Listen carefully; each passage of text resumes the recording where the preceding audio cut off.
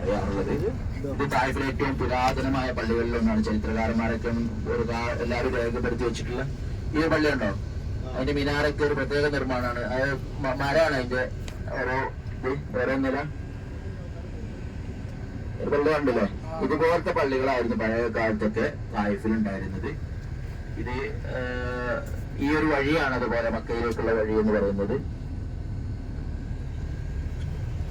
ഇതിൽ കൂടിയാണ് റസൂലുള്ളാഹി സ്വല്ലല്ലാഹു അലൈഹി വസല്ലം തായിഫിൽ നിന്ന് തിരിച്ച് മക്കയിലേക്ക് പോയിരുന്ന വഴി. കാരണം ആ സമയത്ത് ഇരുന്ന പള്ളി മറ്റൊക്കെ ഇവിടെ ഉള്ളത്. നമ്മുടെ വലതു ഭാഗത്തുള്ളതാണ് അബ്ബാസ് റളിയല്ലാഹു അൻഹുവിന്റെ തോട്ടവും അതേപോലെ അവർ മുന്തിരി കൊടുക്കുകയും അവർ ഇസ്ലാം സ്വീകരിക്കുകയൊക്കെ ചെയ്തത്. ഇതിനകത്ത് ഒരു തോട്ടവും അവരുടെ പേരിലുള്ള ഒരു പള്ളിയുമാണുള്ളത്. ഇൻഷാ അല്ലാഹ് നമുക്ക് ഒന്ന് റൗണ്ട് അടിച്ചിട്ട് കാണാം. ഒന്ന് എണീറ്റ് നോക്കുക. ചെറിയ വണ്ടി കാറൊക്കെ ആയിട്ട് വന്നാൽ നമുക്ക് ഉള്ളിലേക്ക് കയറാം. പക്ഷെ ബസ്സൊന്നും ഇവിടെ ഒരു പരിധി ഇട്ടിട്ട് പാർക്ക് ചെയ്താൽ പോലീസുകാർ ഫൈൻ ഈടാക്കും അവർക്ക്. നമുക്ക് ഇവിടെ ഒന്ന് ഒരു സ്ലോ ആക്കി തരും നമുക്ക് കാണാൻ വേണ്ടിയിട്ട്. ഈ വലത് ഭാഗത്തുള്ള ഈ തോട്ടം എല്ലാവരും നോക്കിയേ, ഇതാണ് അബ്ബാസ് റളിയല്ലാഹു അൻഹുവിന്റെ തോട്ടവും. അവരുടെ തോട്ടമല്ല, അവരുടെ ഉടമസ്ഥന്റെ തോട്ടമായിരുന്നു. അവരന്ന് അടിമയായിട്ട് അവിടെ ജോലി ചെയ്യായിരുന്നു. ഈ വലത് ഭാഗത്തുള്ള കേട്ടോ, ഉള്ളിലേക്ക് ഒരു പള്ളിയും കാണും. ആ കാണുന്ന പള്ളി എന്താണ് അബ്ബാസ് റളിയല്ലാഹു അൻഹുവിന്റെ തോട്ടും പള്ളിയും പിന്നെ കണ്ടിട്ടില്ല എന്ന് പറയുന്നത്. പള്ളി ആ പള്ളിയാണ് അബ്ബാസ് റളിയല്ലാഹുവിന്റെ പേരിലുള്ള പള്ളിയാണ്. ആ ചെറിയൊരു പള്ളിയാണല്ലോ അവിടെ. അത് ഇതൊരു തോട്ടായിരുന്നു, മുന്തിരി തോട്ടായിരുന്നു. അപ്പൊ റസൂലുള്ളാഹി സ്വല്ലല്ലാഹു അലൈഹി വസല്ലം ഇങ്ങനെ പ്രയാസപ്പെട്ട് നടന്നു തന്നെ കുറച്ച് മുന്തിരി എടുത്തിട്ട് അവർ കൊടുത്തു എന്നാണ്. പിന്നീട് അവർ ഇസ്ലാം സ്വീകരിച്ചു റളിയല്ലാഹു അൻഹു. അബ്ബാസ് റളിയല്ലാഹു അൻഹു ഇത് ഇപ്പോഴും നിലവിലൊരു തോട്ടം തന്നെയാണ്, കൃഷിയൊക്കെ ചെയ്യുന്ന ഒരു തോട്ടം. അത് ചിലപ്പോ നമ്മൾ ചെറിയ വണ്ടിയിലൊക്കെ വന്നാല് അവിടെ പാർക്ക് ചെയ്ത് ഉള്ളിലേക്ക് പോകാം. ഇനി പിടിച്ചു നോളിട്ടോ.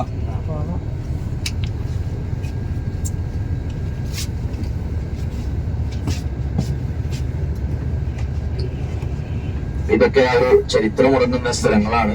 റസൂൽ സല്ലല്ലാഹു അലൈഹി വസല്ലമയുടെ ആ ഒരു ചരിത്രം പറയുന്ന, അതായത് തായിഫിൽ നിന്ന് തിരിച്ചു പോകുന്ന ചരിത്രം പറയുന്ന ഗ്രന്ഥങ്ങളിലൊക്കെ പരാമർശിക്കപ്പെടുന്ന സംഭവങ്ങളാണ്. അബ്ബാസ് റളിയല്ലാഹു അൻഹു അവരുടെ തോട്ടവും ആ ഒരു മുന്തിരി കൊടുക്കലും ഒക്കെ. ഇനി അടുത്തതായിട്ട് നമ്മൾ കാണാൻ പോകുന്നതാണ് മസ്ജിദുൽ ഖുവ എന്ന് പറയുന്ന പള്ളി.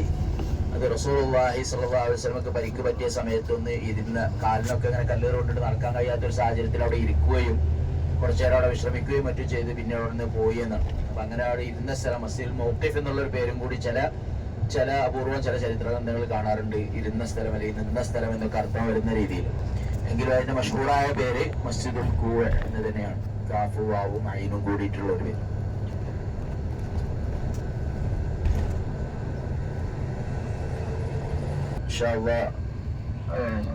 ഇവിടെ ചിലപ്പോ ഈ വലിയ വണ്ടികൾ, അതായത് ബസ്സൊന്നും ഇവിടെ പാർക്ക് ചെയ്യാൻ പോലീസുകാർ സംഭവിക്കുന്നു. പാർക്ക് ചെയ്താൽ ഭയങ്കര ഫൈൻ കിട്ടും. ചെറിയ വണ്ടിയിലൊക്കെ വന്നാലും ചിലപ്പോൾ ഇതാക്കുകയും ചെയ്യും. അങ്ങനെയൊക്കെ ഉള്ളൊരു സാഹചര്യമാണ് ഓരോരുത്തരുടെ ഇതിനനുസരിച്ച്. ഈ പള്ളി നമ്മളിപ്പോ റൗണ്ട് അടിച്ച് വന്നതാണ്. ഈ തോട്ടാണ് ഈ വലത് ഭാഗത്തുള്ള ഈ മണ്ണുകൊണ്ടൊക്കെ കെട്ടിയിട്ടുള്ള തോട്ടം. അതിന്റെ ഉള്ളിലാണ് ആ ഒരു സംഭവം. പള്ളി അണവാണ്, കൂടെ ആ കയറ്റത്തിനൊക്കെ ഒരു 2-3 റിയാല് ചെലവ് വരും. അപ്പൊ അതിൻ്റെ ഉള്ളിൽ കയറി കയറ്റില്ലേ, കാരണം സർക്കാർ അടച്ച ഭൂമിയാണ്. അതിക്കൂടെ അതിക്രമിച്ച് കയറിയാൽ ഒരാൾക്ക് 3000-4000 വെച്ച് ഫൈൻ വരും. കെട്ടൊക്കെ പഴയ കെട്ടാണല്ലോ അല്ലേ. ഇതൊരു പഴയ തായിഫാണ്. അതായത് തായിഫിന്റെ പഴയ ഏരിയ എന്ന് പറഞ്ഞാൽ ഈ ഒരു ഭാഗമാണ്. വാദി വെച്ച് എന്നായിരുന്നു അറിയപ്പെട്ടത്. അതായത് അങ്ങനെ പഴയ കാലത്തെ പേര്. പിന്നെയാണ് തായിഫായത്. ഒരു വാദിയാണ്, അതായത് ചുറ്റുമലകളും അതിന്റെ നടുവിലെ വെള്ളം ഒഴുകുന്ന വാദി വെച്ച്. ഇവിടെ ബോർഡുമലൊക്കെ വാദി വെച്ച് എന്നുണ്ടാവും. പിന്നെ എല്ലാവരും വലത് ഭാഗത്തേക്ക് ശ്രദ്ധിക്കട്ടോ. എല്ലാവരും ശ്രദ്ധിക്കുക, ആരും ഉറങ്ങല്ലേ. പിന്നെ തായിഫ് വന്നിട്ടൊന്നും കണ്ടില്ല എന്ന് പറയരുത്. എല്ലാവരും ശ്രദ്ധിക്കുക, ഉറങ്ങുന്നവരൊക്കെ എണീപ്പിച്ചോളി. ഇവിടെയാണ് അള്ളാഹുവിന്റെ റസൂൽ സല്ലല്ലാഹു അലൈഹി വസല്ലം പരിക്ക് പറ്റിയപ്പോ ഇരുന്നൊരു പള്ളി ഉള്ളത്. ഇറങ്ങല് അതോടല്ല. ഇവിടെ ഇറങ്ങിയാൽ ഇതാണ് ഇവർക്ക് ഫൈൻ കിട്ടും, പിന്നെ നമുക്കും ബുദ്ധിമുട്ടാവും. ഇപ്പൊ വിസ ഒക്കെ വാങ്ങിയിട്ട് ഫോട്ടോ എടുത്ത് പോയാൽ പിന്നെ ഒരു ബ്ലോക്ക് ലിസ്റ്റ് കൊടുത്തു. കേറുണ്ടല്ലോ വെച്ചാൽ അതൊക്കെ ധൈര്യത്തിന്റെ മുകളിലായിട്ടൊക്കെ ഇറങ്ങി വരികയാണ്. ഇറങ്ങിയിട്ട് കാര്യമില്ല, പള്ളി ഓപ്പൺ അല്ല, പള്ളി ഇതാണ്. ഏത് ഈ വലത് ഭാഗത്തിൽ അവര് കരിങ്കല്ലുകൊണ്ട് കെട്ടിയ പള്ളി. എല്ലാരും നോക്കിട്ട് ആരും ഉറങ്ങണ്ട. വലത് ഭാഗത്തേക്ക് ഒന്ന് എണീറ്റ് നോക്കി. പിന്നെ കണ്ടിട്ടില്ലാന്ന് പറയരുത്. ഇവിടെയാണ് റസൂലുള്ളാഹി പരിക്ക് പറ്റിയപ്പോ ഇരുന്ന പള്ളി. ഈ വലത് ഭാഗത്തുള്ളത് കാണുന്നുണ്ട്. ഈ കല്ലും മണ്ണും മരമൊക്കെ ഉപയോഗിച്ച് നിർമ്മിച്ചിട്ടുള്ള പള്ളി. ഓൾറെഡി അടവാണ്, ഗിൽസ് വെച്ചിട്ട് അടച്ചിട്ടുണ്ട്. പള്ളിയുടെ വലത് ഭാഗത്തുള്ളത്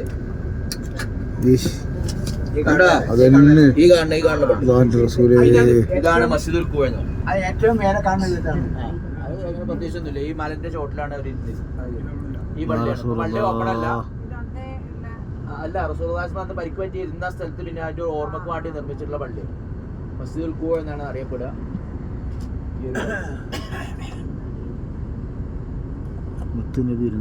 എല്ലാരും ആയിക്കോട്ടെ. സുൽത്താന്റെ രേഖപ്പെടുത്താത്ത ഒരു ചരിത്രമില്ലല്ലേ?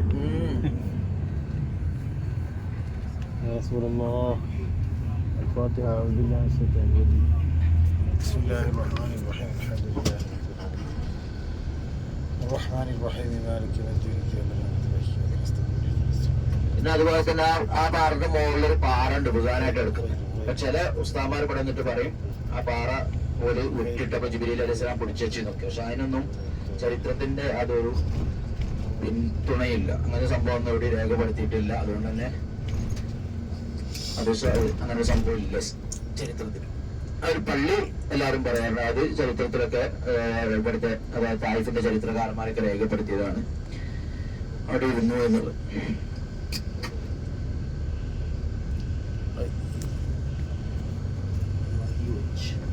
പഴയ ചരിത്രങ്ങളിൽ ഉണ്ടോ? ഇപ്പൊ കൊറേ വഹാബിസം വരുന്നുണ്ട്. അങ്ങനെ സംഭവമില്ല.